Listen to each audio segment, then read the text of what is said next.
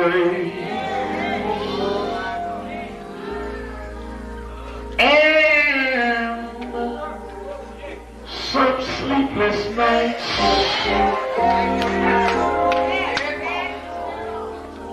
But when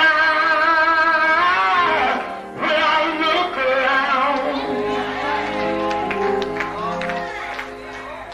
and I think things over,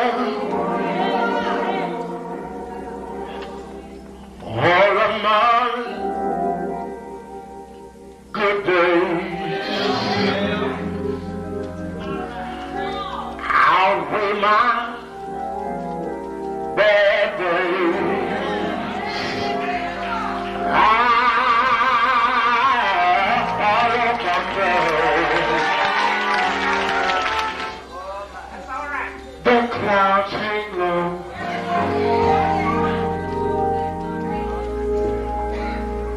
I can hardly see the road.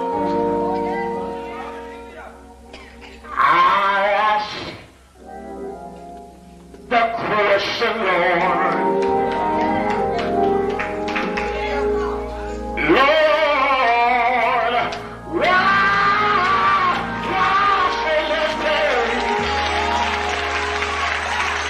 But He knows what's best for me.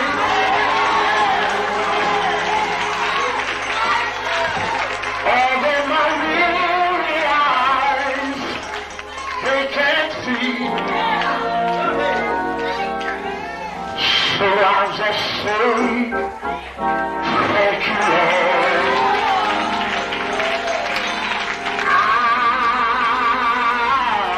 I won't complain.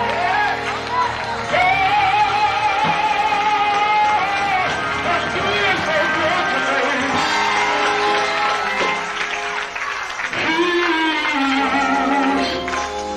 He's been good to me.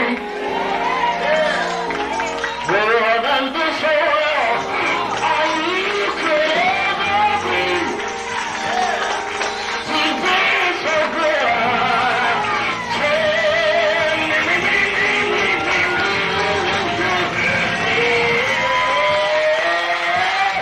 But He knows what's best for me.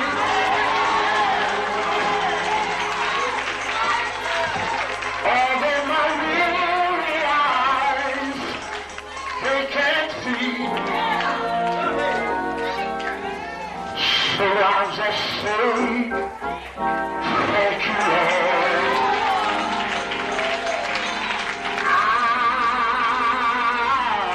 I won't complain. That's been so good to me.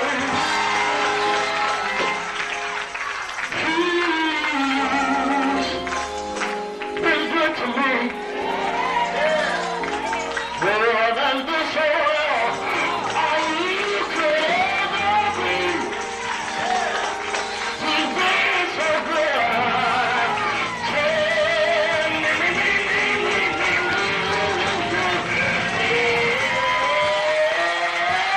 And try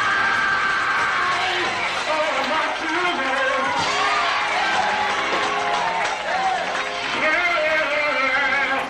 My midnight went today. So I just say thank you, Lord. I've been loud, but thank you, Lord. I've been talked about, thank you, Lord. I've been misunderstood, but thank you, Lord.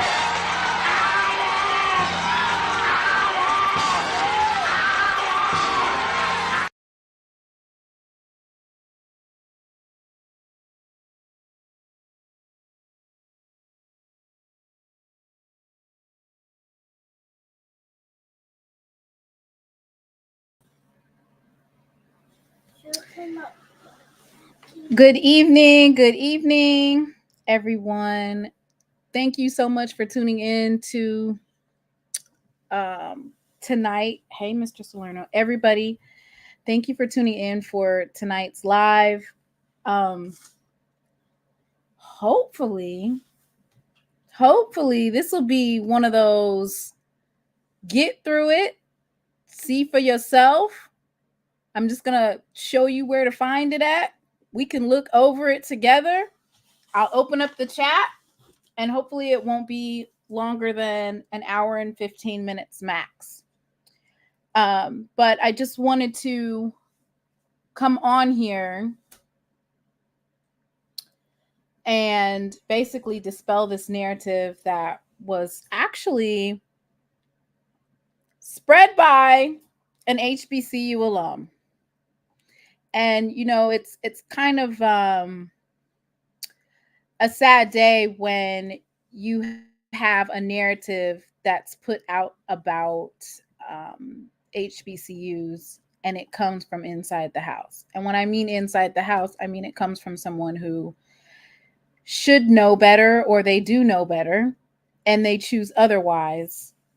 And then when they're called out, instead of saying, you know what, I'm sorry, I made an error in placing this type of headline. It was not my intention to spread this type of salacious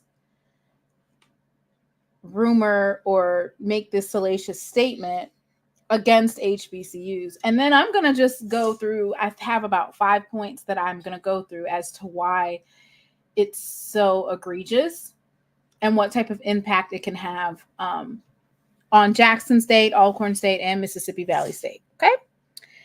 So go ahead and hit the like button, please. And let's get to rolling. Okay.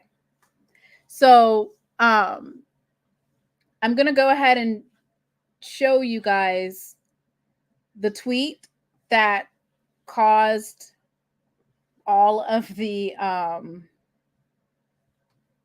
fanfare, and then what happened next, which is the algorithm picks up when something is being spread and there's a lot of interaction with it. The algorithm picks it up. And then after the algorithm picks it up, people that are on TikTok or on Twitter, they'll see how many views, shares, likes, comments that particular statement or story is getting. And then they're going to do it too, but they're not going to actually go and research. They're just going to take the title of what is said and they're going to replay basically and restate something. That's why it's so important, especially if the original source is someone who is in traditional media or they have a medium that they utilize that would be seen as traditional. It's one thing to have a podcast and for you to say something and, you know, that's one thing. But when you are purporting or in the presence of others, you are seen as traditional media.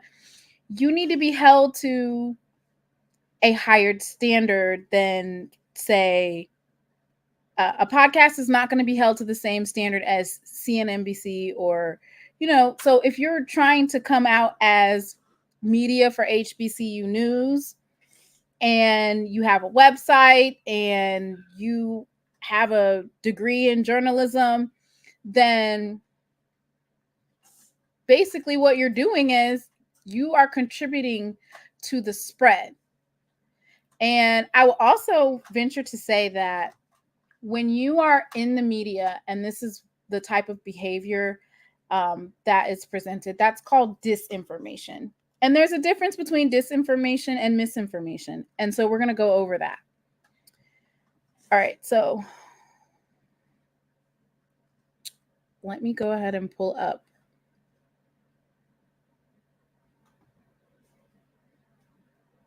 why it's so important not to do this. And I feel like it was intentional, very much so intentional. So the person who wrote the article which everybody knows that in this new age of media, no one, I'm not going to say no one, but 9 times out of 10, a person is not going to actually go read the full article in detail, especially with social media and how it works. So with social media, people don't necessarily get paid that much off of 1 million views or 2 million views. That's not how they're going to get paid. So bringing traffic back to that website and getting impressions, that's how you're going to get paid, right? That's basically where the money is going to come from. So that's why you see a lot of times there's a catchy phrase or something that will make somebody click and say, I want to go see what this is about. But for the most part, people are not going to take that time to actually go and read the full article.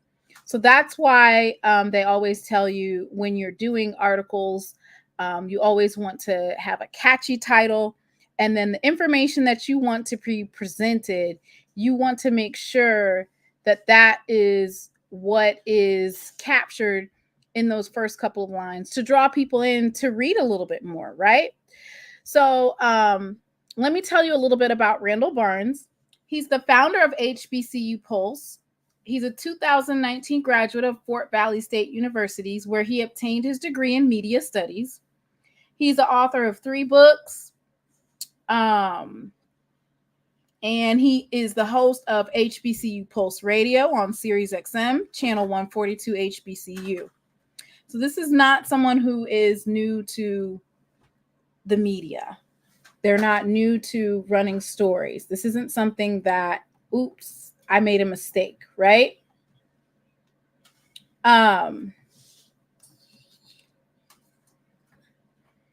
So basically what Randall did was he covers mainly HBCUs. So he titled it and said that a bill is happening right now in the Senate. A new bill is being introduced in the Mississippi State Legislature, and it may lead to the closure of 3 state universities by 2028. So the bill does say that they plan on closing possibly 3 state schools by 2028. But what he did, which was misleading, was posting only the HBCUs in there. So now it looks like, dang, they're going to close the HBCUs. And you know how folks are with the state of Mississippi anyway. And so they're just going to run with it, right? So let's go ahead and take a look at his article. It's a 2-minute read, and I'm going to post a poll. And the poll that I'm going to post, I'm going to ask you, is the story, do you think that the statement that, because this is the statement that is being said, which is there's going to be 3 HBCUs that are closed, right? So do you think that that statement is false, true, or misleading? That's the question. So let me go ahead and set up this poll.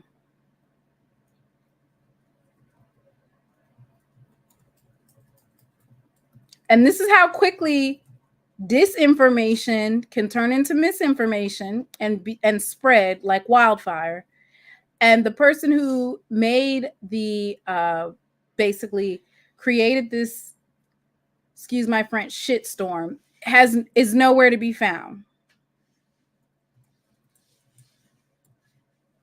Nowhere to be found.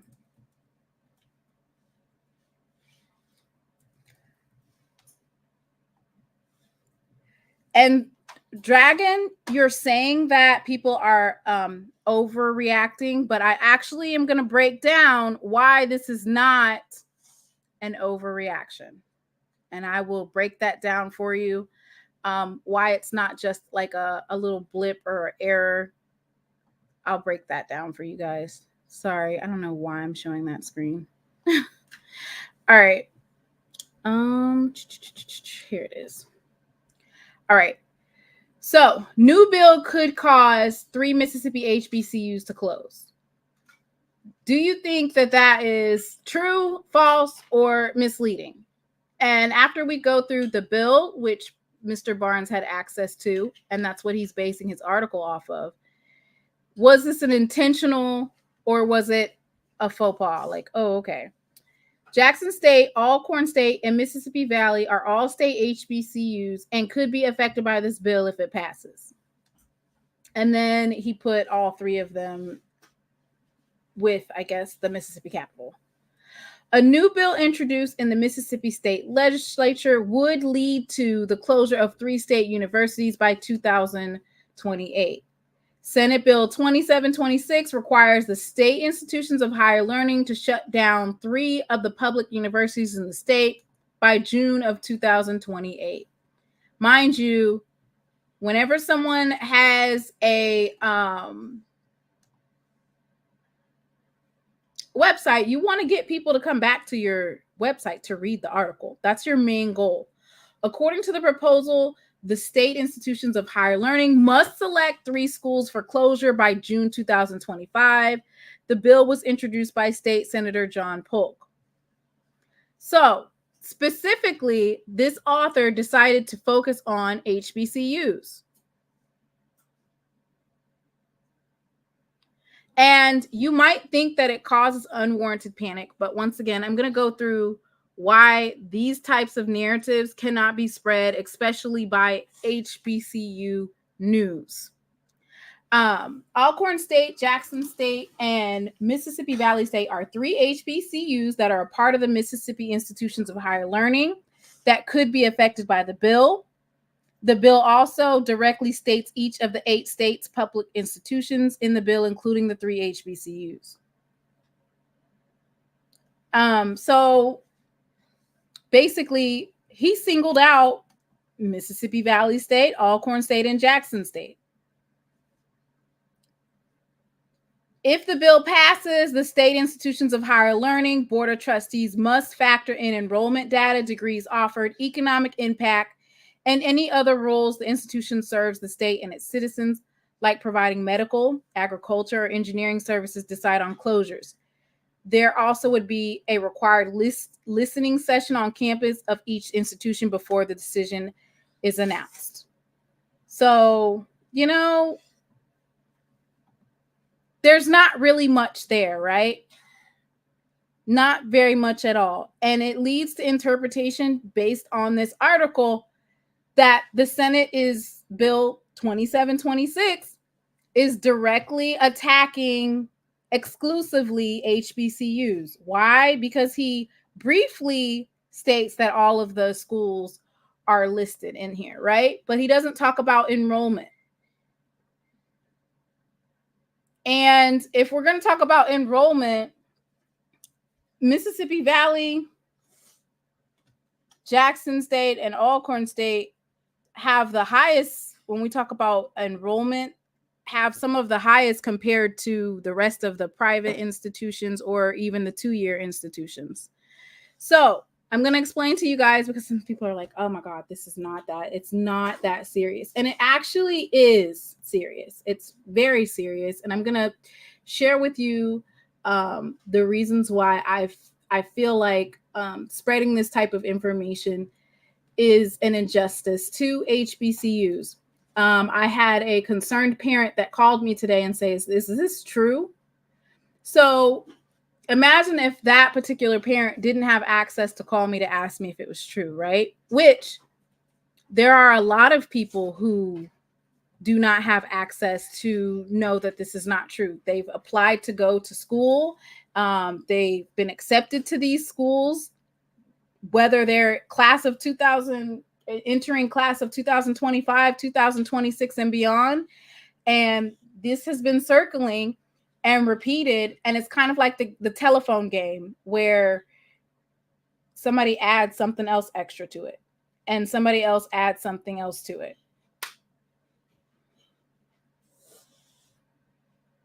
And then it becomes a big fat lie, and it's hard to disseminate between what's true and what's false. So that's why we're going to go ahead and look at the actual breakdown of the bill.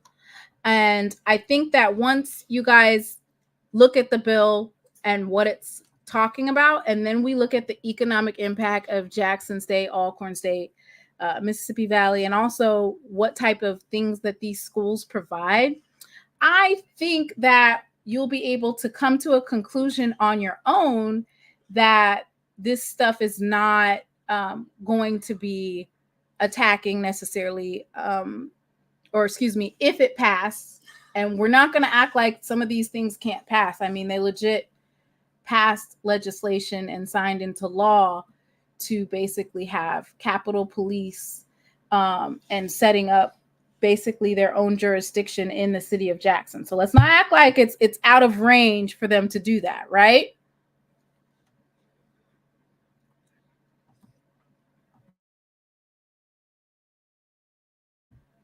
All right. Let me go ahead and pull up this bill. And I put it in the chat for everyone because I feel like this is very important that we look at the bill itself and that you look at the bill. And we're going to read it together, right? Because if we're able to read the bill together, you can't say, well, Timona told me this. I didn't tell you. I showed you where it was so that you could find it yourself. So I dropped it in the chat. And this is by Senator Polk. And let's do a little brief display on who Senator Polk is. So Senator John Polk, he's from the Republican Party. He's a member of the Mississippi State Senate. He's representing District 44. He assumed office in 2012, and his current term ends January 4th, 2028. Polk ran for re-election to the Mississippi State Senate to represent District 44. He won in this past general election on November 7th, 2023. And he's assigned to a lot of committees. He's assigned to Senate Appropriations, which means he's responsible for voting on funding. So we know how that goes. He's also on the Senate Education Committee, Senate Energy Committee, Senate Medicaid Committee, Senate Universities and Colleges Committee. So he's in a whole bunch of committees, right? He's the vice chair of Senate Appropriations Committee. So that basically means that some stuff's just not going to get out of committee if it has to do with spending certain types of money. He's going to block that. So that's a little bit about Senate Polk. So once again, so in this bill, it does state, so Mr. Barnes did correctly state that they're going to choose 3 state institutions of higher learning to close by January 30th, 2028. And they are required to announce by June 30th, 2025. They're going to include enrollment data, degrees offered. It's interesting that they're including these kinds of things just because, we just went through COVID and COVID ended. But just because COVID ended, that doesn't mean that you're not going to have residual effects of COVID, especially at the smaller institutions. It'll take time for some of those institutions to bounce back. It says that all of these factors, so enrollment data, degrees, economic impact, they're going to all take that into consideration. Medical services, agriculture research, or engineering research or services. Now, I did feel like it was kind of interesting that they want to, it says, such institutions' real property, together with the buildings and other improvements erected thereon, along with its assets and funds, may be transferred or conveyed to another state agency, political subdivision, or sold to a nonprofit entity to provide that any university, research institute, or laboratory established within Titles 37, 49, or 57 that is located at an institution that is closed in accordance with this act may be reestablished with another institution of higher learning. So what does that mean, reestablished with a higher institution, or excuse me, within another institution of higher learning? So what I take that to mean is it's almost like merging, right? Merge. That's what reestablished with another institution of higher learning means. You're going to close an institution and reestablish within another institution of higher learning. So you want to close those schools that have their own, like Delta State, they have their own and they're standing alone. Mississippi Valley State, standing alone on their own. I think they mentioned Ole Miss. They mentioned USM. So when I see reestablished within another institution of higher learning, what I'm saying is, oh, you want USM in the Delta, right? You want to own those particular places and expand other universities.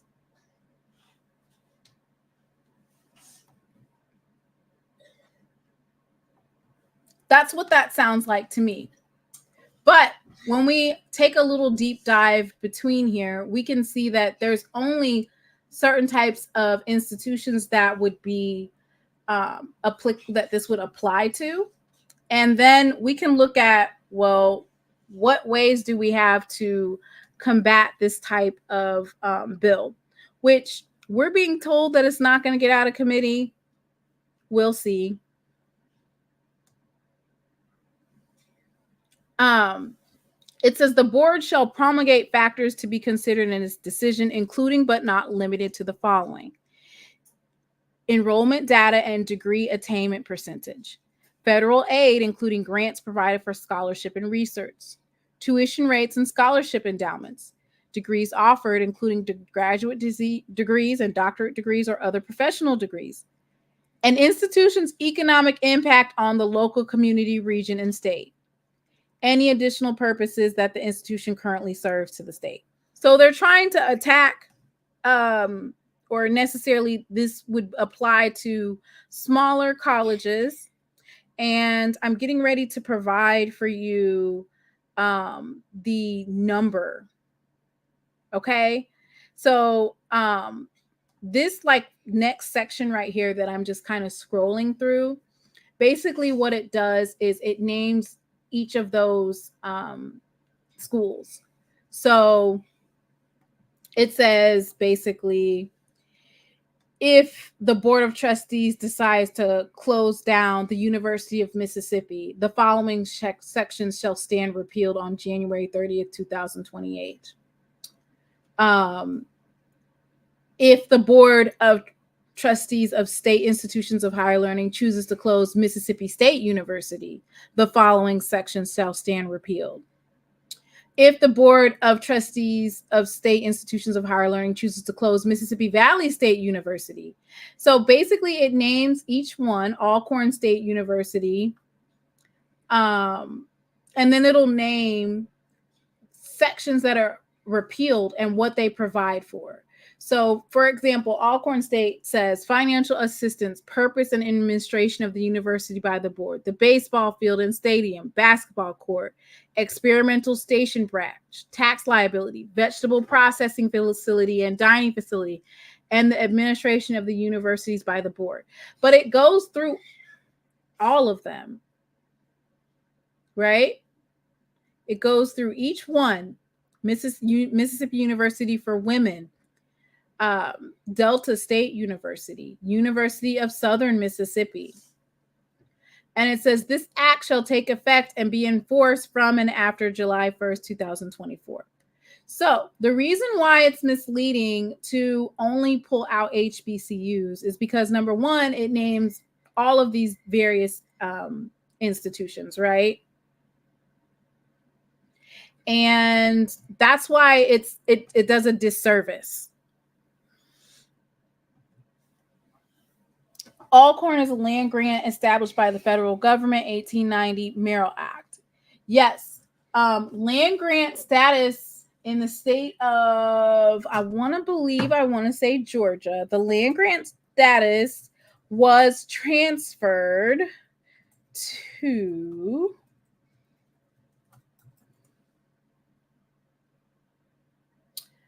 it says a land grant status designation was transferred to Fort Valley State College in 1947. I don't know if a lot of people know that. But yeah, so normally that doesn't happen, but it has happened that Savannah State University had their land grant status taken away from them. Hello. And it was transferred. I'll read that for you. And that's not to scare anybody. It's not to scare anybody, but it's just to say that there is ways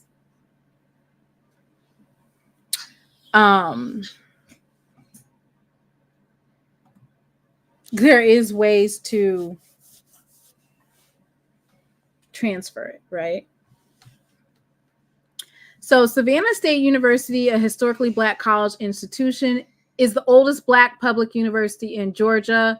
On November 26, 1890, upon the passage of the Second Morrill Land Grant Act, the Georgia General Assembly passed legislation to establish, in connection with the state university and forming one of the departments thereof, a school for the education and training of colored students, which would operate as part of the University of Georgia. Let's go. Here it is right here. In 1947, the college's function as the state's land grant institution for Blacks was transferred to Fort Valley State College. Matter of fact, I want to say this is where Mr. Barnes graduated from, Fort Valley State College. The school's name was changed to Savannah State College. So there has been instances where a land grant institution's status was transferred to another school.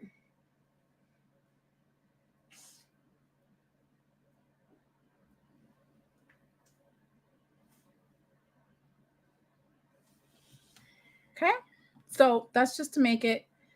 So now that we've broke it down, now I'm going to talk about why this is not good for HBCU folks to be doing that. What it means for HBCUs when people spread this type of misinformation.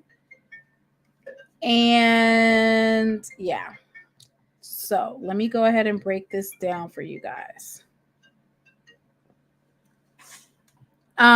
So hey Daddy, hang on just a second. How you doing?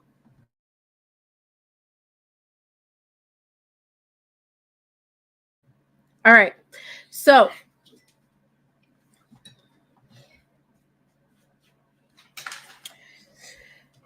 false headlines and spreading misinformation about potentially closing of Jackson State University, Mississippi Valley State University, and Alcorn State University in Mississippi can have devastating implications from a false headline. So rumors about them being closed by the state of Mississippi's Institution of Higher Learning can be dangerous for several reasons. So this is why it's not an overreaction for me to come on here today and talk about it, right? There's a reason why it's not an overreaction. And we would need for Mr. Barnes, who is a part of the HBCU community, to basically correct his statement. And when we say correct his statement, we mean change the title of that article, which you can do. You can change the title of articles. They do it all the time. And to just make out a statement. I misspoke. I shouldn't have said that, or not necessarily I spoke, but I put out the wrong information and I want to clarify that. So the first thing that you can do by posting that these HBCUs are closing, you're undermining the trust in education institutions, especially when we have narratives that are being spread about HBCUs, about lack of financial management, which we all know is not true because HBCUs are underfunded. Spreading false information about the closure of HBCUs can erode trust and undermine confidence in academic institutions.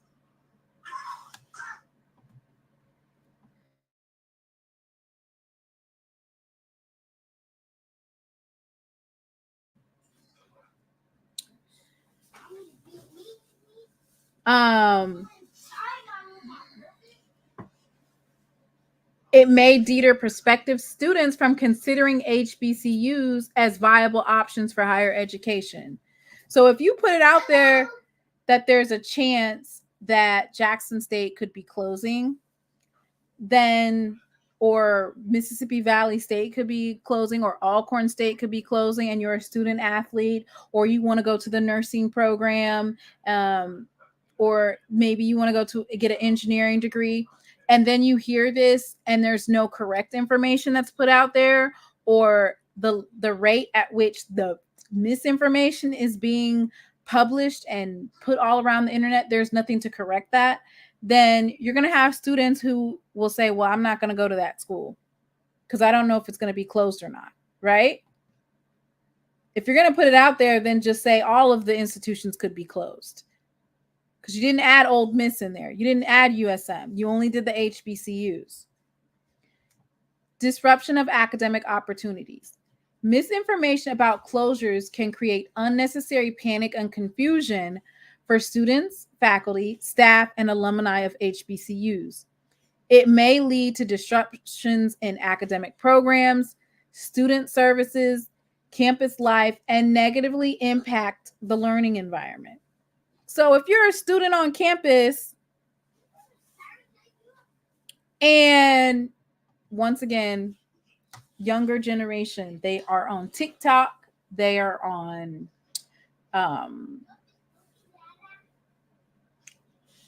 where else they get on Twitter, but they mainly be on like TikTok and all these different outlets, right?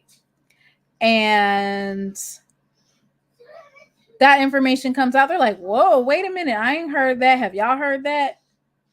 And Jackson State especially has been through a lot in the last year and a half with misinformation being spread about the coach exiting. So we don't need this extra. And it's coming from, the call is coming from inside the house, okay? And I apologize that I wasn't able to get these on a slide today, but yep, Instagram, Snapchat, all of these, right? Instagram and Snapchat. So that's where they get the majority of their information. And guess what? The TikTokers are TikToking, okay? They are doing the little post, and then they're putting their little spin on it, and it's getting shared 1,000 times. So we don't need this type of negative information that's false placed out about, unless you're going to sign the petition. Are you guys signing the petition? It's one thing if you're just going to read it, but are you signing the petition to actually, and it's not just for the HBCUs, it's for all 8 institutions. Are you guys signing that? Because if you sign it, that means that you are taking a step in supporting. So don't just be over here retweeting the misinformation. Retweet the link to sign up against them closing any of the institutions.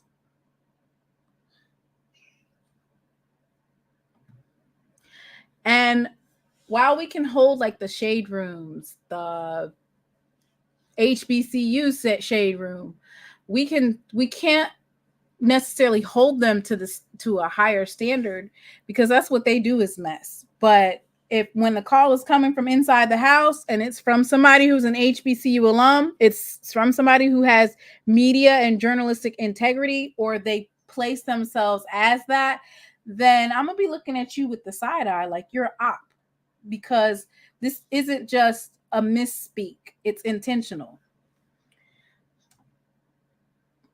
Let's talk about the social and economic implications. HBCUs play a critical role in providing educational opportunities for students and fostering diversity within higher education. Misinformation about their closure can exacerbate existing social and economic inequalities by depriving marginalized communities of access to quality education and economic mobility. Like saying that Valley is going to close, that's not conducive to anybody that's in the Delta. Mississippi Valley State might have lower enrollment, but let's just keep it a buck. That is a economic stronghold, as well as Delta State. These are economic strongholds for the Delta.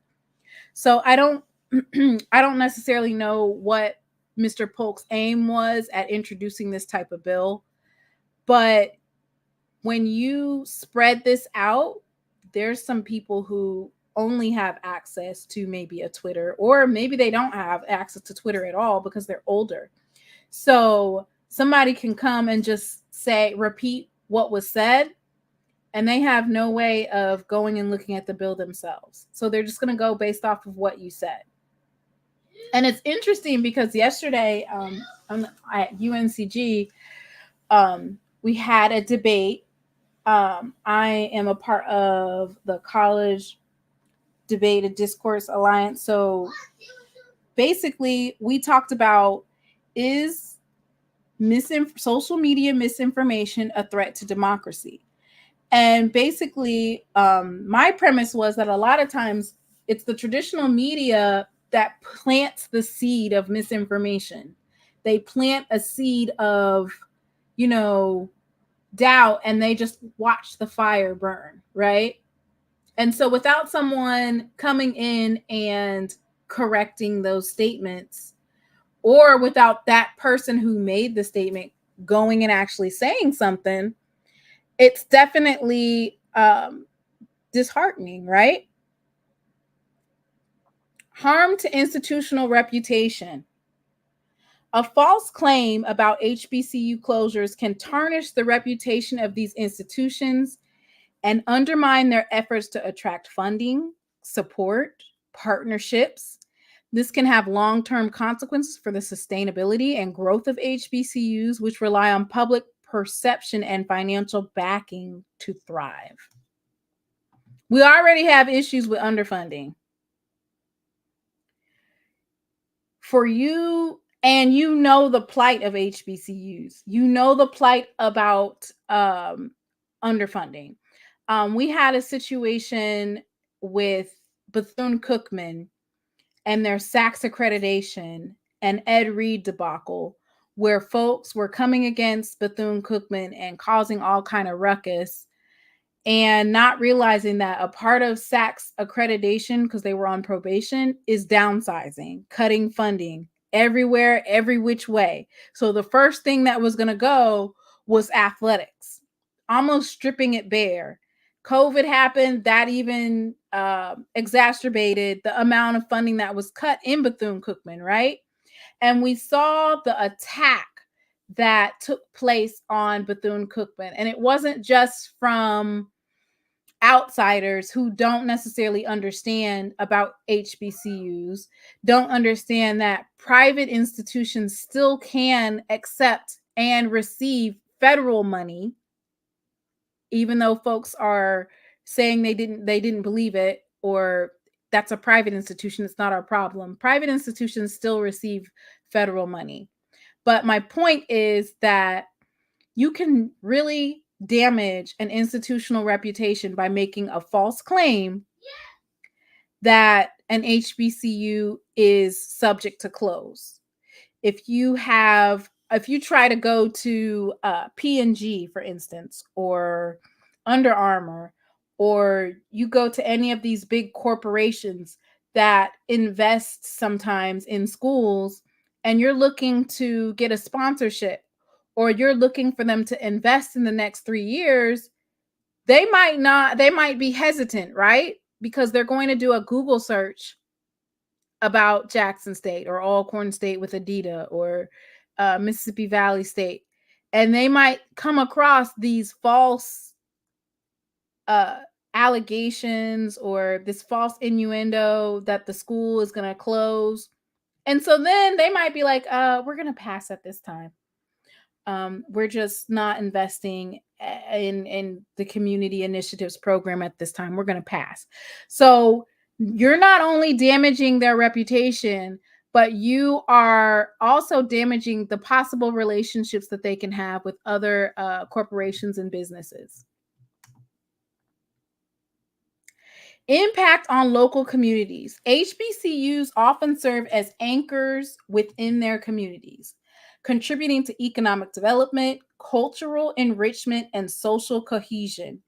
Misinformations about closures can have ripple effects beyond campus borders, affecting local businesses, property values, and community engagement. So what do we know about Jackson State, Alcorn State, and Mississippi Valley State? And I would even go as far as saying Delta State.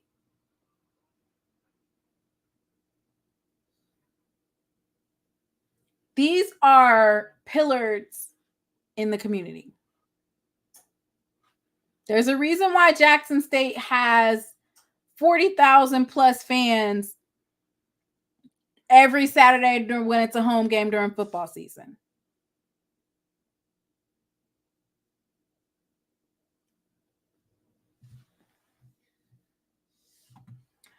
And Kendra says, I went to the W. There aren't a generating money school. We just got sports back like 5 years ago. Then they're in the midst of changing their name. So the University of Mississippi for Women, a lot of times you have to be forward thinking when you're a smaller school, forward thinking when you are in a location that's maybe not so attractive, right? So what do? You invest in an online program to increase your enrollment levels. You think of innovative ways to stay open.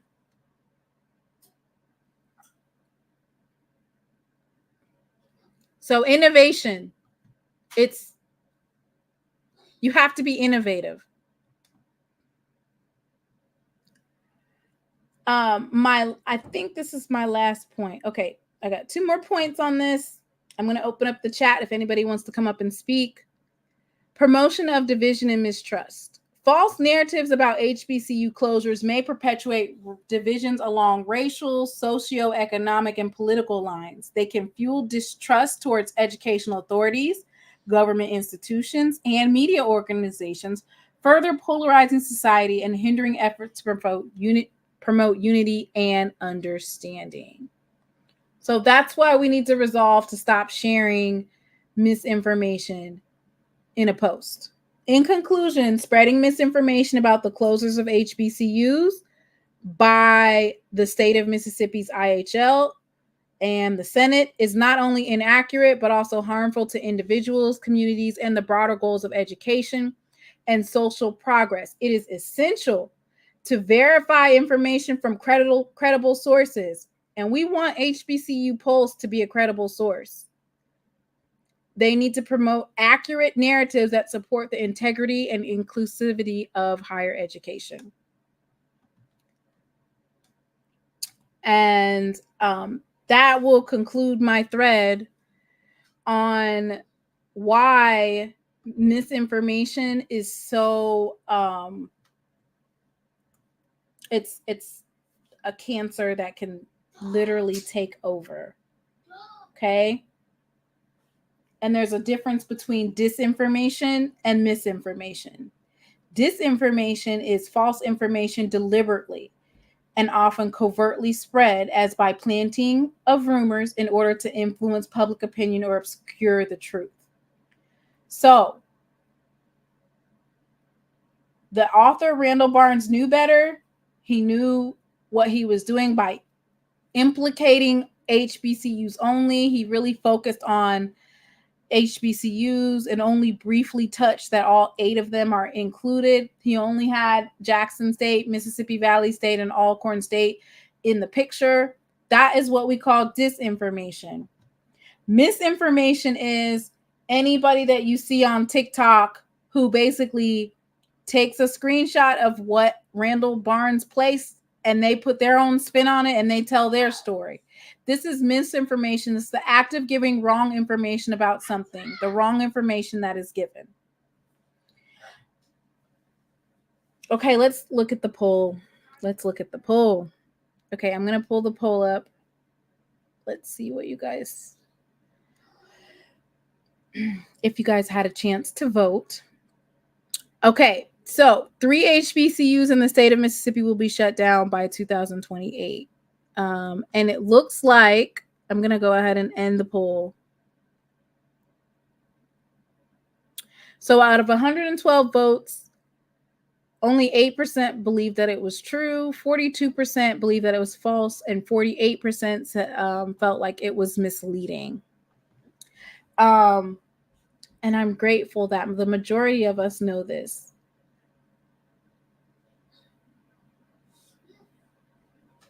I'm grateful, but I will say this. There's a lot of folks that don't know any different. There's a lot of folks that do not have access to know the difference.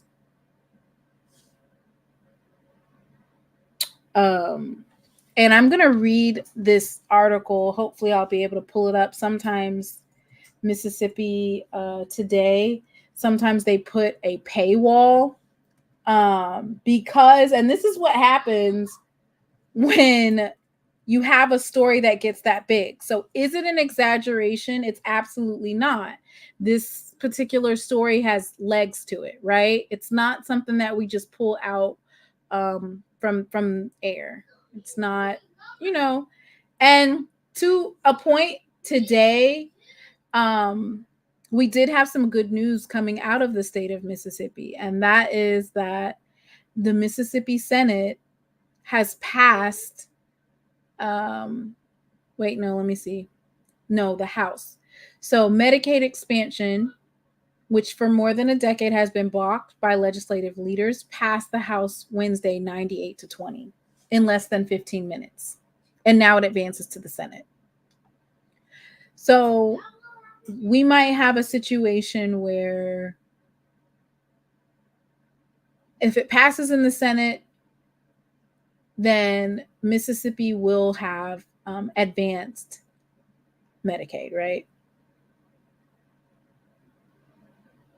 Which is in and of itself that's historic, right?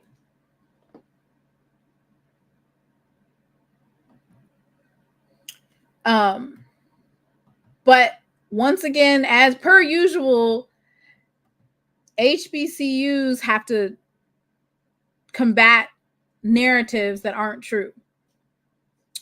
And then you have the news that will go and they have to go do stories on it. So this is Molly Mint. It says, if I were trying to close an HBCU, I would have put that in the bill. A lawmaker behind a controversial bill to close 3 public universities in Mississippi says it's a slim chance of becoming law this session are slim. So just because it's a slim chance doesn't mean that he wasn't intending to close 3 universities, right? But the fact that he's introducing it and that he's over all of these different committees doesn't mean that it won't be brought back up.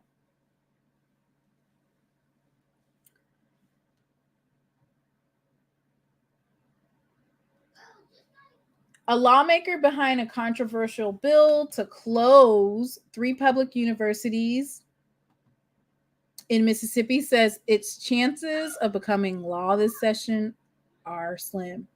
Like, why was he doing that? We don't know. Senator John Polk, he's from Hattiesburg. He said he wanted to start a conversation when he filed it, which will require the governing board of Mississippi's 8 public universities to shutter 3 by 2028. It's pretty out there. So social media was a flurry the weekend after the bill dropped. By Wednesday, an online petition opposing the bill had gained more than 7,500 signatures. A local newspaper serving Columbus, the northeastern city home to Mississippi University for Women, published an op-ed warning that bill would devastate the local economy.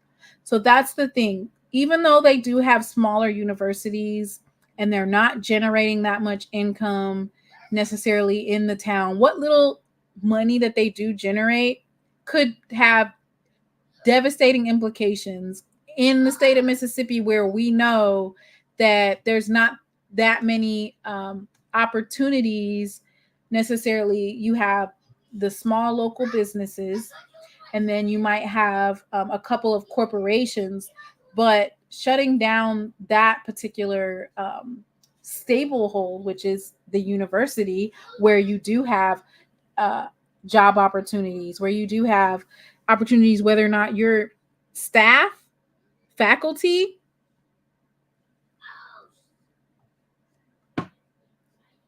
And it said, an alumni of the state's 3 historically black colleges and universities decried the bill as a do-over of former Governor Haley Barbour's plan to merge those schools.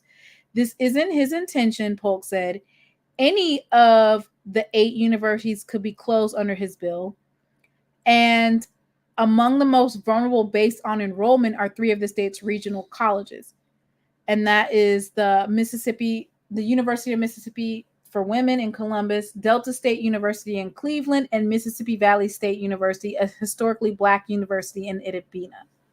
So this is out of Polk's mouth, okay? It does not say Jackson State. It does not say Alcorn State. It literally says it's based on enrollment. But let's take a look at what Valley has. Valley had a jump in enrollment of almost 16.7%. And I think that the majority of that enrollment was just based off of them fully funding the band scholarships and stuff like that, or their band coming back together. They were able to create a rise in enrollment. So out of Mr. Senator Polk's own mouth, the most vulnerable are Delta State University in Cleveland, Mississippi Valley State University in Itabena, University of Mississippi for Women. So I think that what we could focus on is what can Mississippi Valley State do, and why are they trying to attack Valley? Because what we do know is that Valley was not able to necessarily take advantage of the Ayers case funds, because they're just now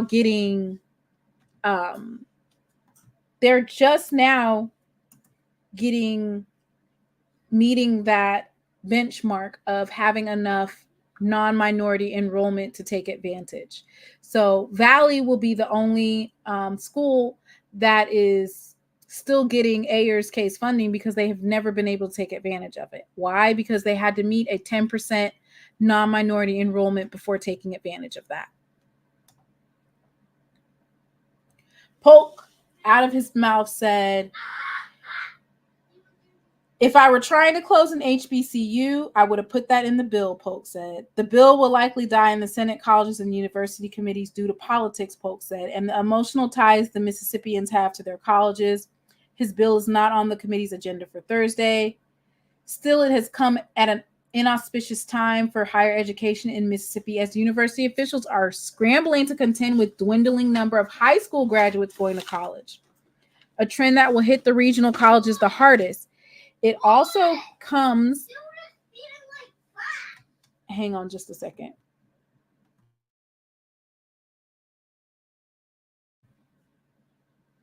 It also comes, on the heels of a failed push this session to rename MUW, part of an effort to boost the college's declining enrollment. You can see how changing the name of W caused such angst, Polk said. This bill will cause much more, and I know that. A number of solutions have been offered to this problem. Senator Nicole Boyd, Oxford chair of Senate Colleges and Universities Committee, has introduced a bill that will create a legislative task force to study how the enrollment cliff will impact the state's higher education system. So basically what that means is we need more out-of-state students to provide cushion to the amount of students in the state of Mississippi that are not choosing to go to Mississippi universities. Polk said the bill was his idea and that he did not consult the 12-member Institution of Higher Learning Board of Trustees before filing it. Yeah, we don't know about that.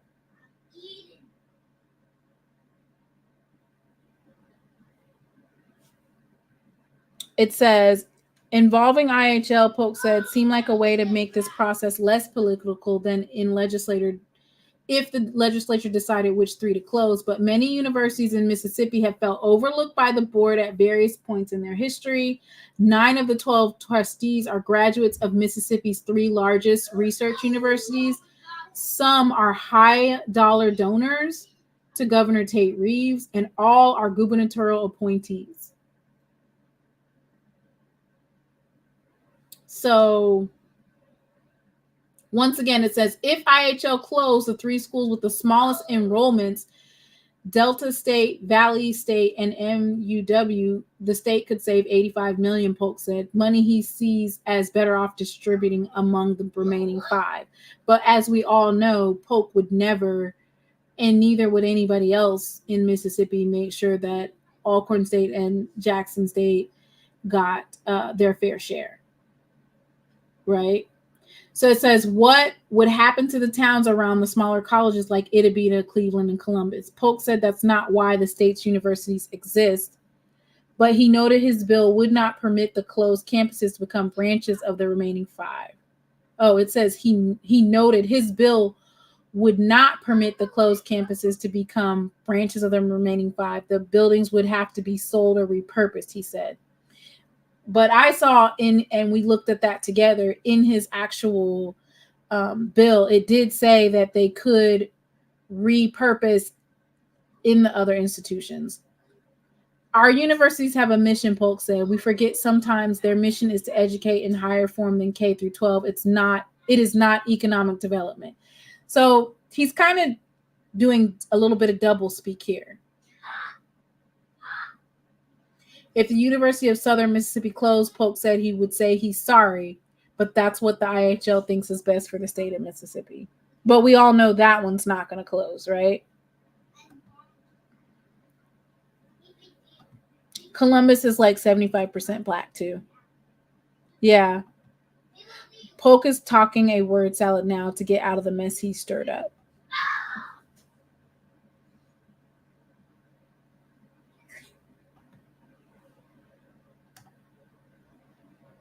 USM is not generating a money either. Wow. So that's my little spiel to correct that information. I want to say that as far as Mississippi Valley goes, I think that they have an array of possible opportunities to increase enrollment, and that they should, take advantage of those. Like I said, they will be able to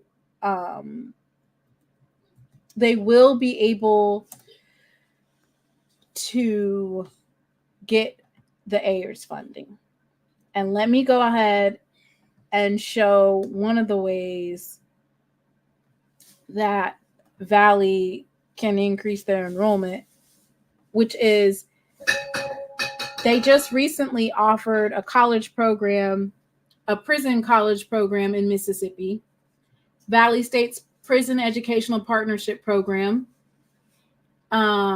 providing classes in prison with the second chance Pell. So the university has accepted about 50 incarcerated students for the first semester of classes at Bolivar County Correctional Facility and the Delta Correctional Facility. So basically what I'm saying is this program right here, they need to expand it as much as possible, right? If you can expand this particular program, you can increase the number of students that are enrolled. Also, expanding your online college is another way to get students to Valley. I find it amazing how Polk is talking about closures when there are almost zero job opportunities in the Mississippi Delta, as if closing these schools would not have a horrible effect on Mississippi as a whole. Yeah, so that's the thing. I think it was political. It wasn't necessarily well received, right? It was actually blasted by not just the Black community, but also other folks are like, whoa, wait a second. This can't happen, right? So I think that the blow up and the blowback from this, it can have two effects. So one, it will basically let Polk know and the Republicans know, let's table this, because that's what happened when they wanted to merge the universities. But to that effect, right, a trial. Let's see how people react. Let's bring this back up later, right? But to my point, a lot of folks don't have access to this. They're just going to listen to a 30 to 45-second clip off of TikTok and they're going to run with it. And so that's why it's important to make sure that you inform others, let them know, that Jackson State, Alcorn State, or Valley are not closing. I don't think Valley should go private. I feel like Valley just needs to, number one, get their Ayers case funding, because that means they can invest in infrastructure. They can invest in housing. They have an amazing football program that's up and coming. And they have the band, which just, I think, went back to being fully funded. And that increased their enrollment to 16.7%, I want to say. So basically, what I feel like they need their money. Give them their money so that they can, right? Give them their money that they're owed. A refund is due unto them. They're owed money. And that's what they need, right? That's exactly what they need, their money. Following a year with record enrollment decline across the country, the questions on the minds of many higher education professionals was, will college enrollment rebound for the 2023-2024 academic year? For Mississippi Valley State University, that question was a resounding yes, as the university experienced a 16.9% increase in fall enrollment numbers, reporting 2,196 students compared to the 1,879 students enrolled in the fall. So that's why you don't want that type of misinformation to get out, right? Because Valley is on the up and they're on the up and up, right? So I don't think that Valley should go private. I think that they should be given the funding that they're owed.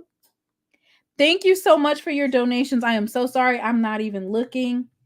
Thank you, Miss Alfreda Johnson, for your donation. Thank you, Dr. Strawn, for your donation. Thank you, SB Speaks, for your Zelle. But this is the last point that I wanted to make before I got off of here, which is that Valley, out of all the universities, has seen a drastic increase, right? This is Dr. Gerald Briggs. He's the 8th president of MVSU. He passionately initiated the Bounce Back campaign, a direct and intentional effect to regain university momentum with enrollment growth. Hopefully, I'll be able to maybe get him on here to speak about that. But great things are happening at Valley, and it's encouraging to see our new and continuing students investing in our future. And this just shows the enrollment from all the institutions, right? University of Mississippi saw a gain, right? University of Southern Mississippi saw a loss of 416 students. Mississippi University for Women saw a dip of 112 students. Jackson State saw a dip of 342 students. Alcorn State University only saw a decrease of about 40 students. Delta State University saw an increase. But if you see, this is from the institutional research offices, that Valley saw the sharpest increase with 16.9%. So I feel like if they would continue to increase, that there's not a reason for you to say that Mississippi Valley State should shut down. I also think it's a disservice to say that they should go to D2 or anything else. We're going to continue to support our HBCU Valley. And once again, thank you all for tuning in. Any questions or concerns? I'm going to drop this StreamYard. If anybody wants to come up and speak. And this is one thing that we also need to attribute. Some of these dips are due to housing shortages or the water debacle where we cannot get funding and approval from the state of Mississippi or IHL for our own water system. So some of these things are being affected by the state and IHL purposely causing issues and not allowing for us to expand, not allowing. We have, I want to say McAllister Whiteside is down. And then we had a fire that made a couple of rooms in Alexander Hall down. And then we had the closure of what used to be the Palisades. That's down. So you have a situation where Jackson State is in dire need of housing. And so we can't ignore the fact that some of these issues that happen. Thank you so much, Brother Bakari. I would definitely like to hear your 5-minute synopsis on the misinformation that was spread. Hey, AJ. Hey, Doc. How y'all doing? What's going on, y'all? Nothing much. I'm glad you guys came on here.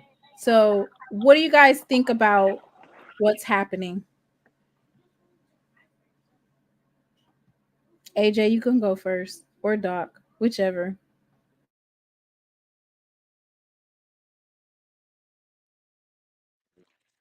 Huh? Doc, go ahead. I can't hear you. My bad. You go first. My bad. Well, good evening to you guys, man. I'm only hopping on real quick just to say, especially everybody in the chat, and as I shared with Timona earlier today, continue to push back against all narratives, and social media has blown a lot of this stuff out of proportion. But we have to make sure that we continue to speak our truth to everything related to not just JSU, but historically black colleges and universities throughout the United States. We are in a uphill battle with people who I hate to say it, but look at us as less than. As it relates to Jackson State, I do want to say one important fact that Brother Jerome always mentions this. That, as Timona mentioned about us having housing and us being able to grow, our enrollment has stayed the same for about the last 15 to 20 years. And it's simply because in the metro area, with the housing that she just mentioned, we should have anywhere between 10, 15, maybe 20,000 students if there was an economic boost in the city of Jackson. But again, all this is strategic. So all of the things that we're battling with online and the black diaspora, people who feel like HBCUs are less than. That's why, Doc, your show, these shows, Timona having tonight are imperative. And shout out to Dr. Cavill for hopping on KC 1400 Media's show on Monday, because man, we are in the fight of our lives, but we can't get tired and we can't grow weary. We cannot do it. I'm going to continue to fight. I'm the guy who made the article online. I found him on Facebook. Hey, we got to confront these people, man, and we got to hold their feet to the fire every time that they feel like they can say things just because they want clicks, views, likes, shares. The BS. And I know for myself, I'm definitely going to be one of those warriors on the front lines, or tigers on the front lines, let me say, battling against the foolishness, man. And so shout out to you again, Timona, for bringing this up tonight and showing all the facts. And these are the things that we have to continue to do as a JSU Tiger and HBCU community. I'll land my plane.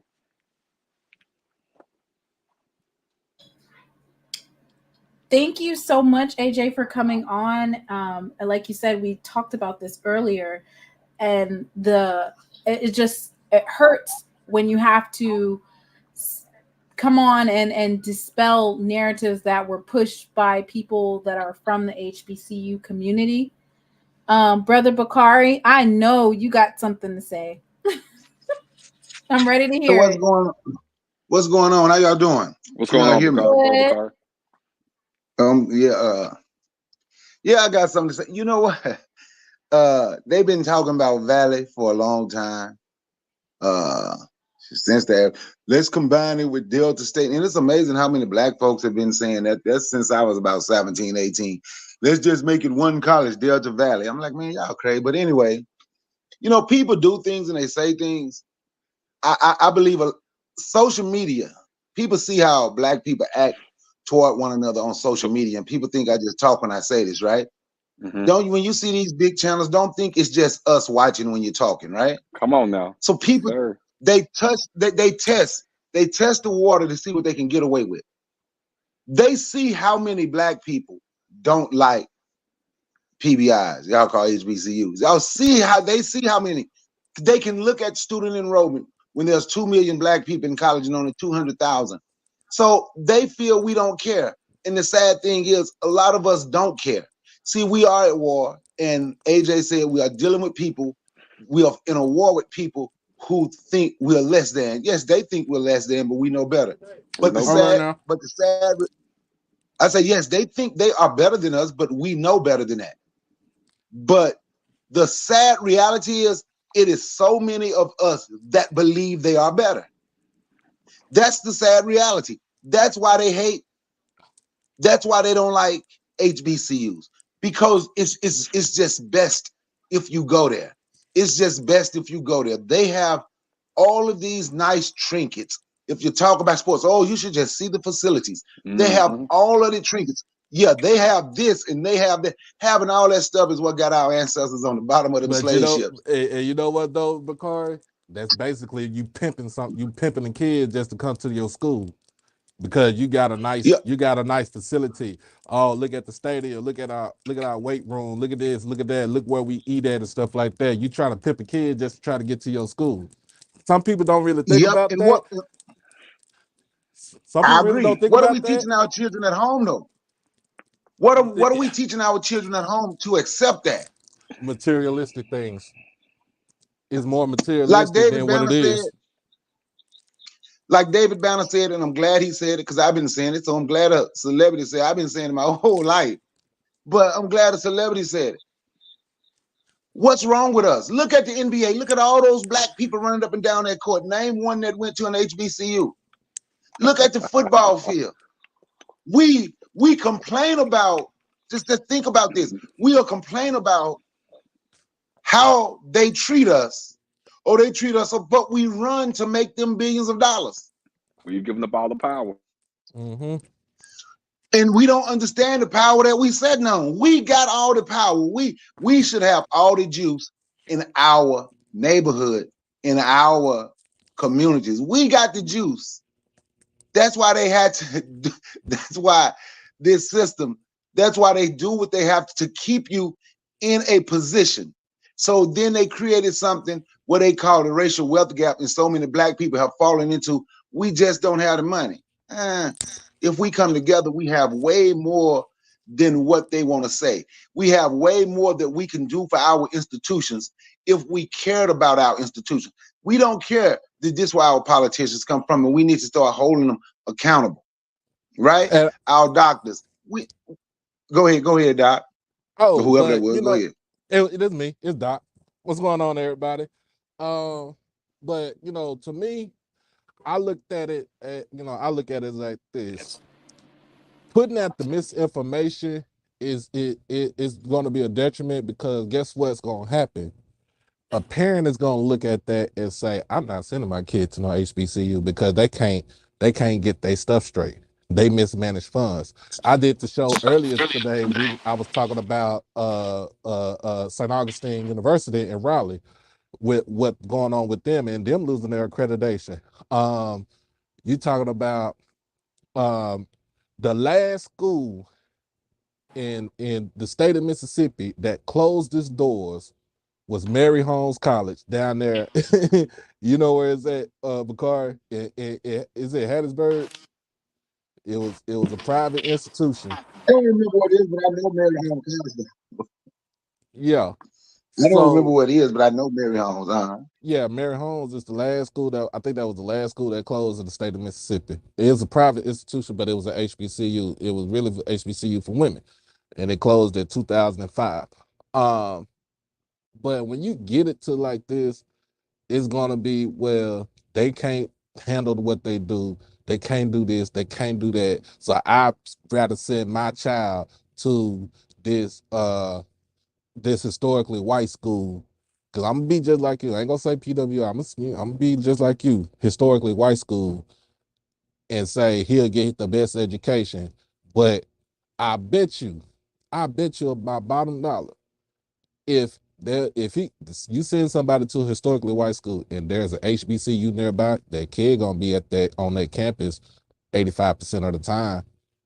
I'm just gonna say it just like that. Sorry, y'all. But Well, I Hey, just you wanted are to right. say, And I you know wanted to what we teach just, our children? Oh, I'm sorry. oh, I just wanted to say quickly that um, we have to think of innovative ways to expand our enrollment, right?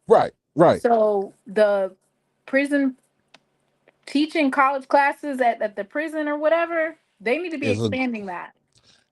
you know what They're the too, only Tamona? university that's doing it. They need to expand it. You can get it Y- up to you can get up to 200 enrollees there, and you can pull because they have to get 10% non-minority. You can be pulling your enrollment from those places, um, and expanding. Someone said something about doing aviation. I think one of the things that they said, which is a reason That why they're trying to close places, is because of the duplication um, of the duplication of different program degrees. degrees and So programs.